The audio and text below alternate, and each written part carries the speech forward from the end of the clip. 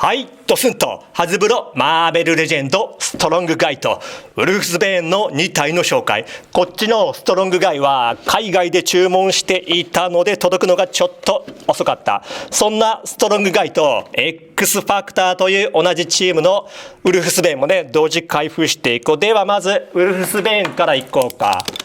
ザブーシリーズですね。よし、出てこい出てこい。レネー・シンクレアちゃんとこの表情がいいですね。これでもおとなしめですからね。では次に、さあ来たぞ、ストロングガイ行こう。これ箱ボロボロっすね。まあこんな細けいこと気にしてたらね、アメトイなんか集められねえぜと。よし、よいしょ。出てこい出てこい。グイドカロセラット。おー、このストロングガイという二つ名に恥じぬボリューム。よいしょよいしょよいしょ。すっげえな、かっこいい。よし、ではね、中身の方すべて取り出していく。ではまずレネー・シンクレアウルフスベーンから見ていきましょう。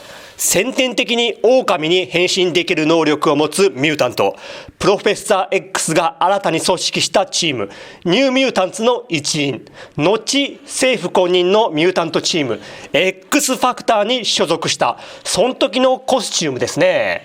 素体はこれ完全新規でしょうね。これは流用できないでしょう。このウルフスベーンは、完全に狼のそれに携帯した姿にもなれるんですけど、その辺に売っている狼のフィギュアで代用し脳内保管して遊べそうですね。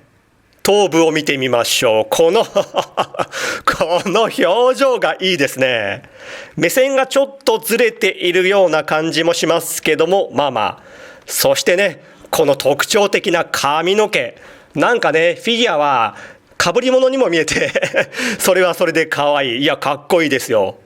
可動範囲なんですけど、新しめの専用素体であろうなのにバタフライ機構がないのがちょっと寂しい。まあでもね、全体的によくできています。バランスもいい。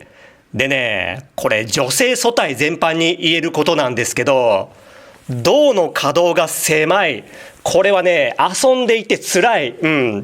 特にこのウルフスベーンしかり X23 やシーハルクなど野生味ある動きをするキャラクターにとって前かがみができないのは致命的と言える。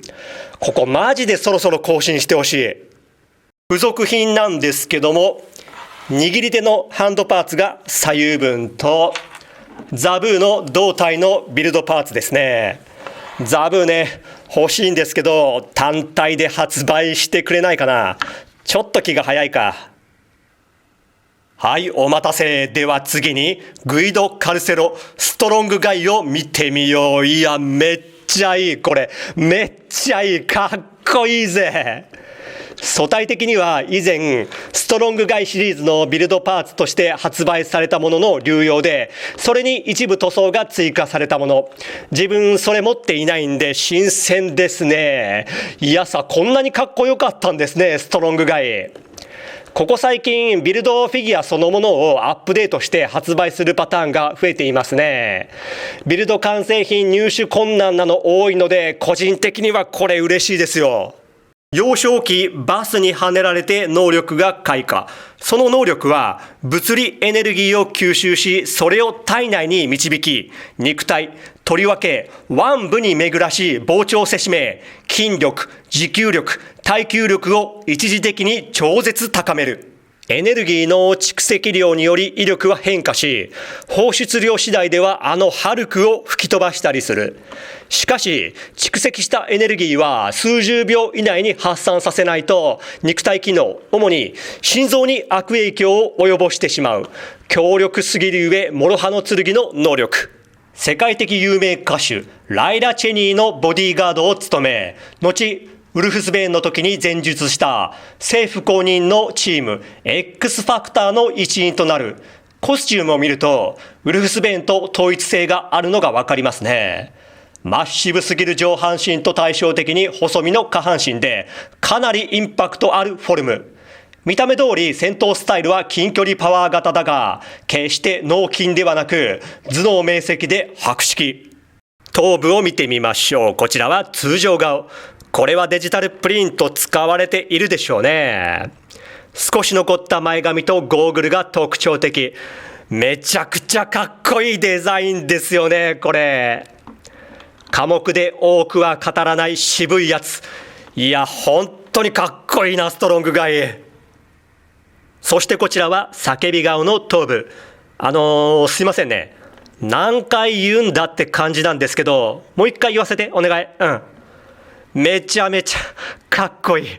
もうほんと素晴らしい。かっこよすぎる。通常顔より髪の毛が跳ね上がっているせいもあって雰囲気出てて素晴らしいですね。動かしていてめっちゃ楽しい。というかこれ前髪毛量増えてへんか、これ比べると。まあね。いや素晴らしい頭部だ。ほんとやばいこれ。可動範囲、まずは頭部。上はここまでうつむきこうで、この襟を避けつつぐるりと一周できて、傾きも取れますね。肩にバタフライキックはなし。腕横へはここまでで、ぐるりと一周回って腕の付け根で回りますね。肘はここまで曲がり、肘自体でこのように動く。胴体接続箇所は胸のみですね。腰にはなし。後ろへはここまでいけて、うつむきここまでいけて、胸の部分でこのように傾きも取れますね。股関節に引き出し機構はなしで、前はここまでいけて、後ろはこうで、股割りはここまでできて、ももにロール、膝が二重でここまでいけて、足首、後ろへはこう、前はこう傾き取れて、つま先可動はありません。付属品いきましょう。まず数枚が連なったウェイトプレートが2つ。プレートはばらしたりすることはできない。そんなプレートに取り付けるシャフト、重量があるせいでしなっているのを再現していますね。そんなシャフトを持つハンドパーツが左右分とサムズアップのハンドパーツ、これは右手のみ。バーベルを持たせるとこんな感じ。このバーベルね、普通に重量あるんでディスプレイするとき取り扱い注意。この付属品は工夫次第でなかなか遊べそうですね。埼玉に持たせてヒーロー認定試験を再現。スタンドは必須ですけどね。バキに持たせてデッドリフトチャレンジ。これ重さどれぐらいあるんでしょうかね。見た目だけで言えば2トン以上ありそうかな。ちなみにここ超余談なんですけど、自分は腰痛持ちなんでデッドリフトやりません。というかフリーウェイトトレーニングそのものをやめましたね。現在もっぱら自重トレーニーです。その分トレーニング頻度は上がりますけど、個人的に自重トレーニングの方が体の調子いいですね。ウェイト使っていた時よりも日常で快適に動ける気がしますよ。ストロングガイの大きさ比較、スイングと並べてみよう。いいですね。どつき合わせたいですね。パワー系キャラは俺だけで十分だ。引っ込んでな。コロッサスですね。並べるとこんな感じ。ハルクのパワー、全部吸収しきれるかやってみろ。マキシマムハルクと並べるとこんな感じ。マジでかっこいいわ、このストロングガイ。これね、去年開封してたらマベレジェランキング上位間違いなしですね。ランキング1位だったマットと比べるとね、今や言うまいね。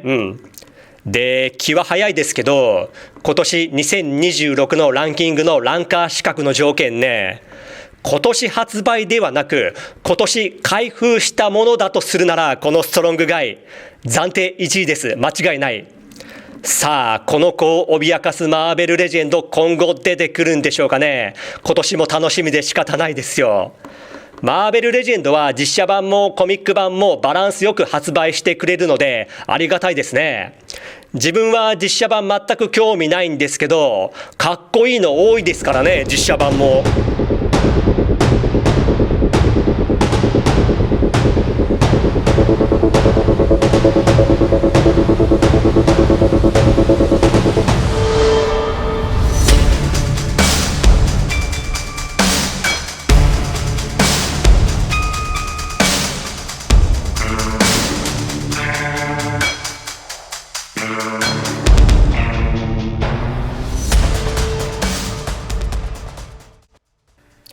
はい、では終わります。今回も本当にありがとう。バイビー。